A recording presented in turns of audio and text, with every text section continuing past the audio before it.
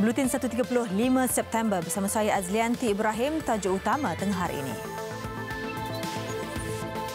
Tiada caj cukai perkhidmatan ke atas kad Prabaya buka kuasa esok. Asia dan MAS batalkan penerbangan ke Osaka.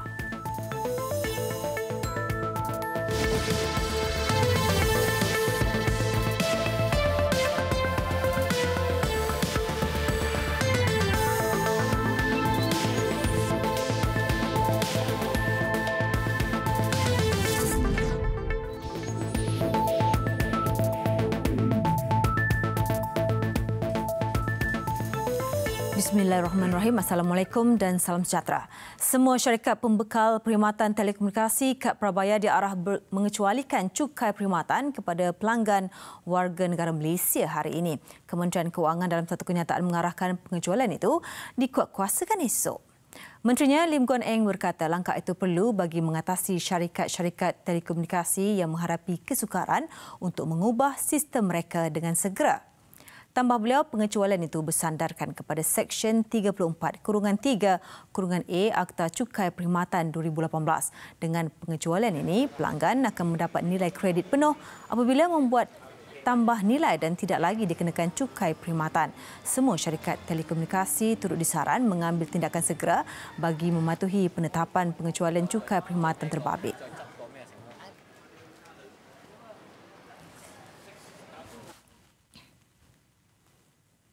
Dua syarikat penerbangan tempatan mengumumkan pembatalan penerbangan ke Osaka, Jepun akibat taufan JB. Malaysia Airlines dalam satu kenyataannya memaklumkan akan mengalami gangguan penerbangan sehingga Ahad ini susulan bencana itu. Penerbangan MH052 dari Kuala Lumpur ke Osaka semalam turut dibatalkan ekoran hujan lebat dan banjir kilat yang memaksa penutupan lapangan terbang antarabangsa Kangsai.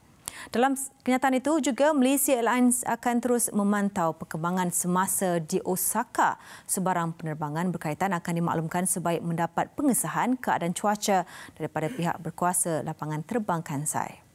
Penumpang yang terjejas oleh pembatalan penerbangan boleh memilih sama ada menukar perjalanan ke Narita, menangguhkan tarikh perjalanan atau meminta bayaran balik penuh. Untuk sebarang pertanyaan, penumpang boleh merujuk laman web Malaysia Airlines atau menghubungi talian tertera.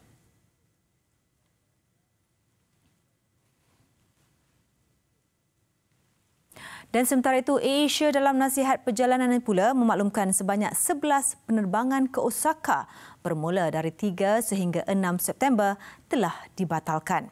Selain Kuala Lumpur, turut terjejas penerbangan dari dua bandar utama lain iaitu Honolulu, Amerika Syarikat serta Bangkok, Thailand. Penumpang yang terjejas boleh memilih mana-mana pilihan pemulihan perkhidmatan yang ditawarkan pada laman web serta laman sosial AirAsia. Pihak AirAsia juga turut memaklumkan pihaknya terus memantau perkembangan semasa di Osaka dan sebarang pertukaran penerbangan akan dimaklumkan dari semasa ke semasa.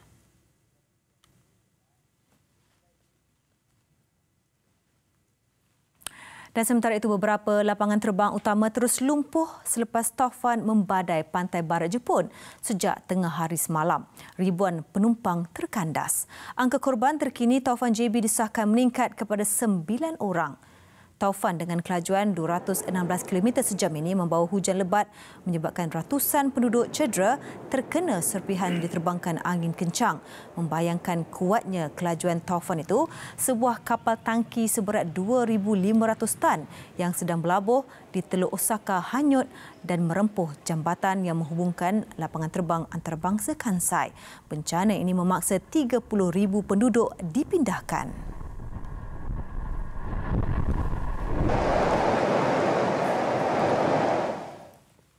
Lesbian, gay, bisexual dan transgender LGBT dianggap sebagai satu penyakit mental dan amat membimbangkan. Jelas Mufti Selangor, Datuk Muhammad Tamias Abdul Wahid, perkara itu ternyata bertentangan dengan ajaran Islam.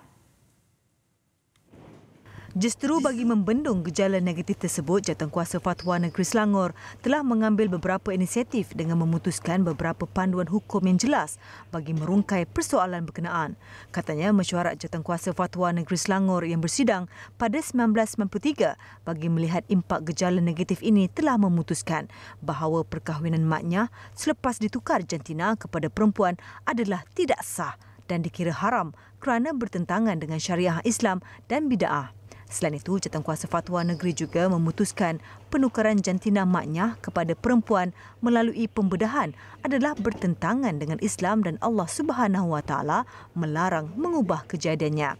Jawatankuasa tersebut juga pada 2009 membuat ketetapan bahawa pengkit, iaitu wanita yang berpenampilan dan mempunyai gerak laku serta naluri seksual seperti lelaki, adalah haram di sisi Islam. Tegasnya, berdasarkan keterangan ini, pihak Jabatan Mufti telah mengambil daya usaha dari awal untuk menetapkan hukum yang jelas bagi mendidik umat Islam khususnya dengan gejala ini. Agensi Agama Islam Negeri juga katanya komited dalam memperkasa penguatkuasaan, pelaksanaan dan tindakan yang termaktub dalam enakmen jenayah syariah Negeri Selangor. Beliau turut menzahirkan harapan agar masyarakat lebih peka dalam memahami dan melaksanakan hukum-hukum yang telah diputuskan oleh ulama di negara ini. 10 golongan yang terbelenggu dengan gaya hidup sungsang layak menjadi penerima zakat asnaf Al-Rikab Selangor. Datuk Muhammad Tamyiz Abdul Wahid berkata perkara berkenaan telah diputuskan mesyuarat Jawatankuasa Fatwa Negeri itu sejak 14 Mei 2012 lagi atas dasar kebajikan serta kasih sayang dalam Islam. Golongan yang disenaraikan sebagai asnaf Al-Rikab itu termasuklah pelacur, homoseksual, gigolo, pengkit dan maknyah. Fatwa itu turut menyatakan mereka layak menerima bantuan zakat berkenaan melalui perantaraan mana-mana institusi atau pertubuhan bukan kerajaan NGO Islam agar dapat menjalani kehidupan sempurna secara Islam.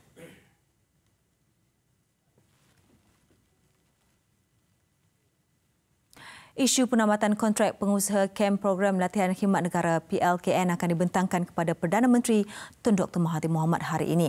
Kementerian Pembangunan Usahawan berjanji akan membangkitkan isu berkenaan susulan rungutan pengusaha kem terbabit. Menterinya Muhammad Rizwan Mat Yusof berkata walaupun PLKN bukan di bawah portfolio kementeriannya, beliau mengambil maklum akan masalah yang dihadapi pengusaha terbabit kerana mereka juga usahawan. Perkara itu katanya akan beliau bentangkan kepada mesyuarat Kabinet memandangkan belum ada satu pembincangan khusus mengenai penamatan kontrak kem PLKN ini. Dalam pada itu, Muhammad Rizwan berkata beliau akan mengadakan perbincangan lanjut dengan Menteri Belia dan Sukan berhubung arah tuju PLKN dan Biro Tata Negara BTN. Seramai 74 daripada 79 pengusaha kem PLKN seluruh negara sudah menerima surat penamatan kontrak. Dianggarkan 3,000 pekerja kem PLKN akan kehilangan pekerjaan. Bertemu kembali. Seorang penganggur mengaku tidak bersalah di Mahkamah Petaling Jaya atas dakwaan membuat panggilan palsu ancaman bom di bangunan Sri Pentas. Tertuduh Nur Azhan Kamaluddin, 46 tahun, tidak dibenarkan diikat jamin. Tertuduh didakwa melakukan ugutan jenayah dengan membuat panggilan ke Pusat Kawalan Daerah Ibu Pejabat Polis Petaling Jaya dan menyatakan telah meletakkan bom di Sri Pentas Bandar Utama pada 28 Ogos lalu. Tertuduh yang mempunyai rekod sakit mental selama lebih 20 tahun dikatakan mengakui diri sebagai Tuhan. Pendakwaan dijalankan mengikut Seksyen 507 Kanun Kesiksaan. Timbalan Pendakwa Raya Syafiq Hasim tidak menawarkan sebarang jaminan terhadap tertuduh. Magistrate Salamiah Saleh mengarahkan tertuduh dirujuk ke Hospital Bahagia Tanjung Rambutan untuk mendapatkan laporan perubatan daripada pakar. Sebutan semula kes 4 Oktober depan.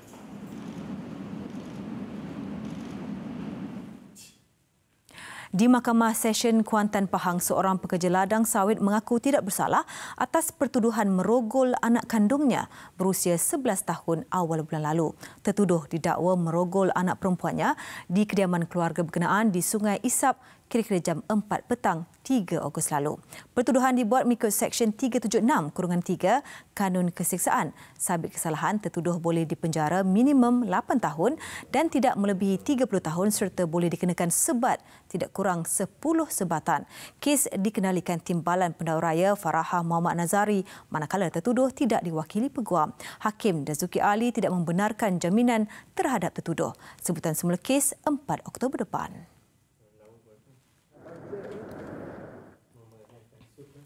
Kita beralih ke sidang Dewan Negara. Malaysia tetap dengan pendiriannya menyokong hak mutlak rakyat Palestin bagi penubuhan sebuah negara Palestin bebas dan berdaulat. Menurut Timbalan Menteri Luar Datuk Marzuki Yahya, pendirian negara itu dinyatakan dari pelbagai platform antarabangsa seperti Pertubuhan Bangsa-Bangsa Bersatu PBB dan Pertubuhan Kerjasama Islam OIC. Langkah itu sebagai tekanan agar masyarakat antarabangsa memberikan perhatian dan mengubah keadaan semasa.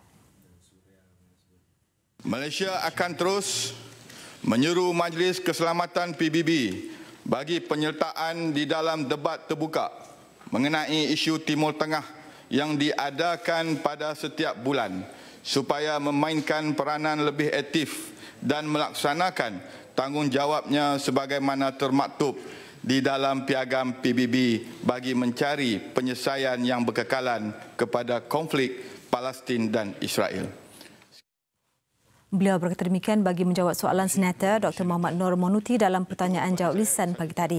Jelas Datuk Marzuki pada 13 Jun lalu, Malaysia telah menaja dan menyokong resolusi mengenai pelindungan orang awam Palestin pada sesi khas tergempar Mesyuarat Agung PBB di New York, Amerika Syarikat. Resolusi berkenaan mengutuk serangan keganasan ke atas orang awam oleh rejim Israel terutama di Semenanjung Gaza dan menggesa pelindungan ke atas orang awam Palestin seperti yang termaktub dalam Undang-Undang Antarabangsa. Resolusi itu telah diluluskan dengan 120 undi menyokong dan 8 menolak.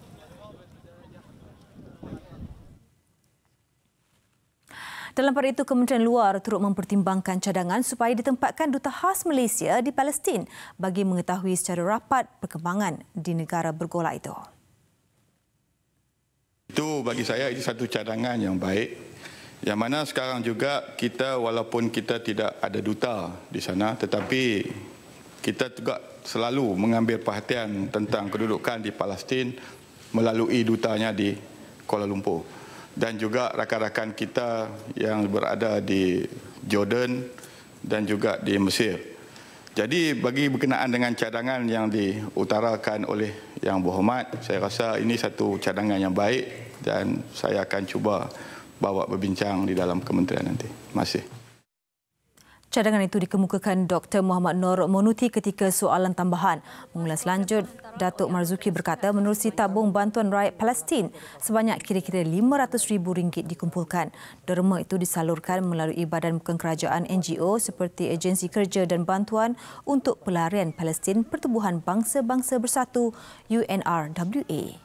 Selain memberi bantuan langsung menerusi kedutaan Palestin di Malaysia, Datuk Marzuki berharap rakyat Malaysia terus menyumbang kepada tabung itu demi membantu rakyat Palestin.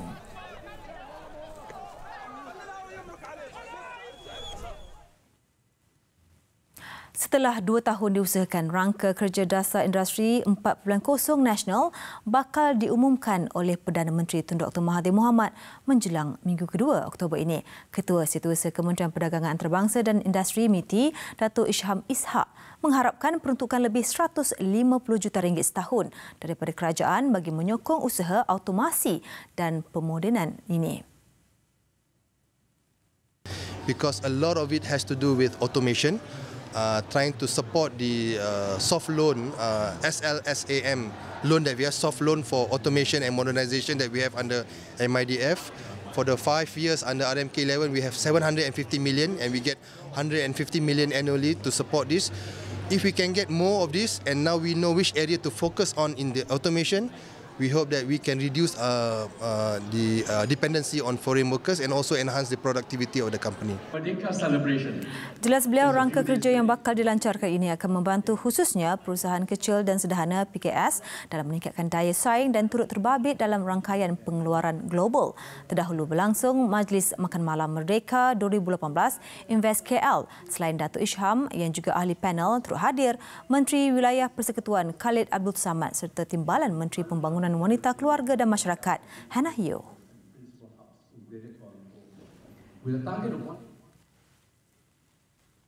Dan dalam pada itu mengulas mengenai ketegangan perdagangan berterusan antara China dan Amerika Syarikat, Datuk Isham berkata firma dari kedua-dua negara itu menyatakan minat untuk berpindah ke Malaysia. Ini terutamanya bagi syarikat dari China yang terbabit dalam industri keluli, solar dan pembuatan yang terjejas susulan pengenaan tambahan tarif disebabkan kemelut perdagangan itu. The recent Prime Minister's visit was already one excitement, and then we can see that there's some inquiries for companies to look at Malaysia using it as the manufacturing facility for them outside of China, for them to still be able to penetrate into the US. And there are also some US companies are looking into in Malaysia, and to see whether they can use Malaysia now to sell the products which are facing those higher tariff to China as well. Setakat hari ini, 70 syarikat multinasional telah membuka hub serantau mereka di Malaysia dan menawarkan 6,000 pekerjaan berkemahiran tinggi. Laporan luar negara kita mulakan dengan ratusan pendatang asing warga Afrika yang melarikan diri daripada konflik di Tripoli akan ditempatkan semula di pusat tahanan yang baru. Mereka dilaporkan melarikan diri pada Isnin lalu ketika pertempuran antara beberapa kumpulan bersenjata meletus di kawasan berhampiran.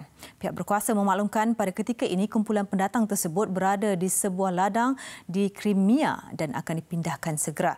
Ada yang mendakwa ketegangan konflik yang semakin memanas di daerah itu memaksa mereka melarikan diri atas faktor keselamatan. Kebanyakan mereka ditahan selepas pengawal pantai Libya memintas bot kayu dinaiki pendatang yang dalam perjalanan ke Itali. Ini merupakan minggu kedua pertempuran antara beberapa kumpulan bersenjata di daerah itu.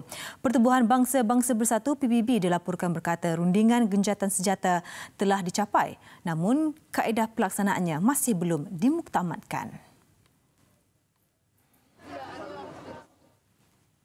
Ketegangan tunjuk perasaan di Barsa, Iraq memuncak. 5 dilaporkan terbunuh, manakala 16 yang lain cedera masuk hari kedua demonstrasi itu diadakan. Ratusan penunjuk perasaan berkumpul di kawasan yang menempatkan bangunan kerajaan. Keadaan semakin panas apabila mereka mula membaling bom petrol dan batu serta membuat sekatan jalan menuju ke bangunan berkenaan. Sebuah bangunan kerajaan juga dibakar. Pasukan keselamatan melepaskan 5 tembakan di udara dan gas pemedih mata bagi menyuraikan perhimpunan. 23 anggota keselamatan dilaporkan cedera. Tunjuk perasaan diadakan susulan ketiadaan bekalan elektrik ketika musim panas di Iraq. Selain kadar pengangguran yang tinggi serta kenaikan kos sara hidup.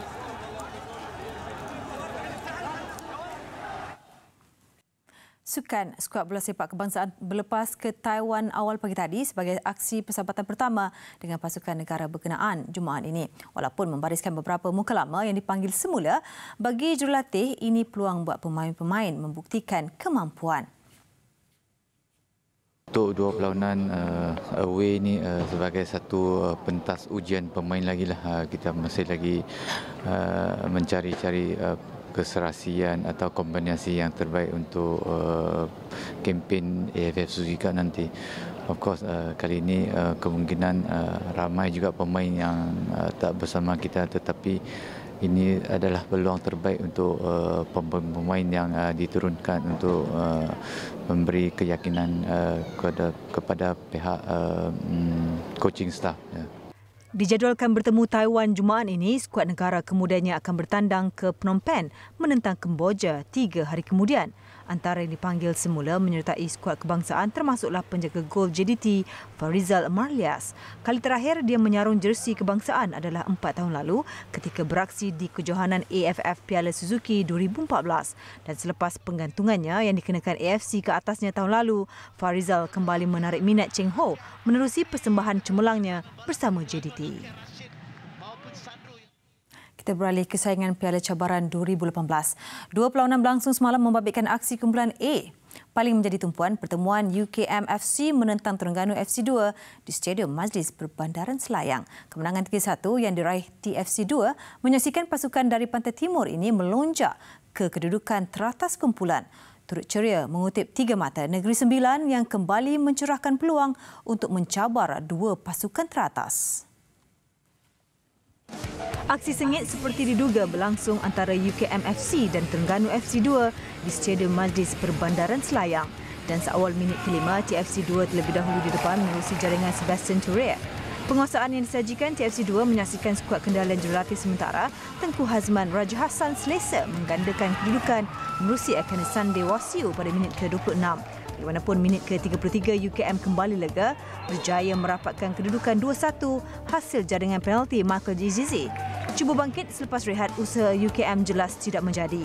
Sebaliknya, TFC 2 berjaya menambah gol ketiga menerusi sentuhan Sunday pada minit ke-65 melengkapkan keputusan 3-1 tamat sepenuh masa. TFC 2 kini melonjak ke kedudukan teratas kumpulan A, mengumpul 8 mata berbaki 2 perlawanan. Ini pula menjelang aksi terakhir peringkat kumpulan Piala Malaysia 15 September ini. Maifa berdepan laluan getir untuk mengintai slot ke suku akhir apabila bakal bertemu juara Liga Johor Darul Takzim JDT di laman sendiri. Walaupun berjaya mencipta kejutan ketika meraih kemenangan 2-1 di Lakin bulan lalu, JDT pastinya tidak mahu lagi kecewa dan terlepas slot ke pusingan seterusnya sekaligus tugas sukar menanti Maifa pada perlawanan terakhir kumpulan nanti. Sebagai persediaan awal, aksi persahabatan diatur Maifa pada tempoh rehat 10 hari sebelum perlawanan 15 September nanti. Berdepan klub India, Chennai FC, Maifa meraih kemenangan moral selepas mengejutkan naib juara Liga Super India ini menerusi penentuan penalti 3-2. Kedudukan pasukan terikat satu sama pada aksi separuh masa dengan Maifa lebih dahulu di depan hasil sepakan penalti Elizio Araujo de Melo Batista pada minit ke-35. Chennai menyamakan kedudukan 9 minit berselang gol menerusi sentuhan JJ Lapik keluar. Baki 45 minit kedua masing-masing buntu untuk menambah jaringan dan pemenang terpaksa ditentukan menerusi sepakan penalti. Dengan Chennai gagal mencipta jaringan pada 2 percubaan awal, Maifa pula ceria selepas M. Tamil Selvam, G. Mahathevan dan Bai Byom Gun untuk mendahului 3-1. Walaupun lawan berjaya memperolehi gol kedua menerusi Bibin Boban, kegagalan Choi Sing di pihak Chennai memastikan Maifa menang dengan keputusan 3-2.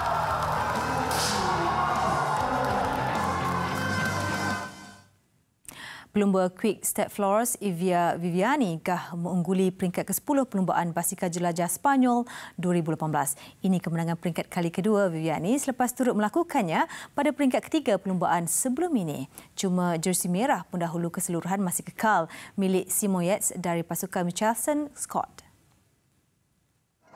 Peringkat ke-10 perlumbaan membabitkan laluan landai sejauh 177 km bermula di Salamanca.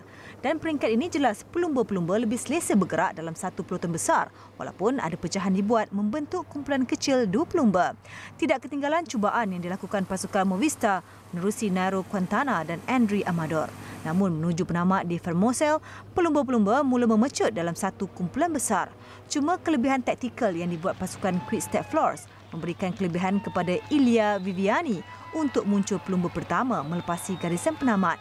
Ini kemenangan kedua Viviani selepas turut mengungguli peringkat ketiga perlumbaan sebelum ini. Sementara pendahulu keseluruhan Simon Yates dari pasukan Michelson Scott lega berjaya menamatkan perlumbaan walaupun hanya memiliki kelebihan 1 saat berbanding Alejandro Valverde dari pasukan Movistar setelah mengalami tai pancit di pertengahan perlumbaan.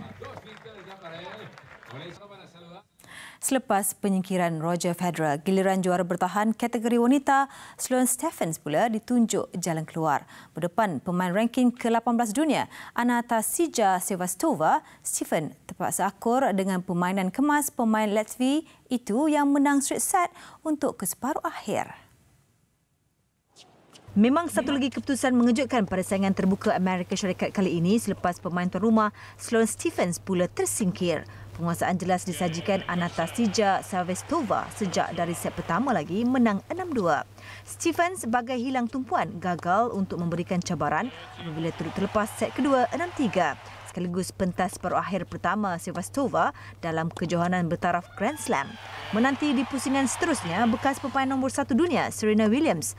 Dalam saingan lelaki, jago Argentina Juan Martín del Potro dipaksa bekerja keras sebelum berjaya mengatasi John Isner untuk ke separuh akhir. Tewas 6-7 pada set pembukaan, Del Potro berjaya bangkit menguasai set kedua, menang 6-3. Namun cabaran diberikan Isner pada set ketiga sebelum Del Potro lega dengan keputusan 7-6 dan set keempat tiada banyak ruang diberikan Del Potro kepada Isner, menang dengan keputusan 6-2. Baiklah, sekian paparan Buletin 130. Saksikan reka bentuk berlian dari China dan India yang dipamerkan di International Jewellery London. Saya Azlianti Ibrahim. Salam hormat dan Assalamualaikum.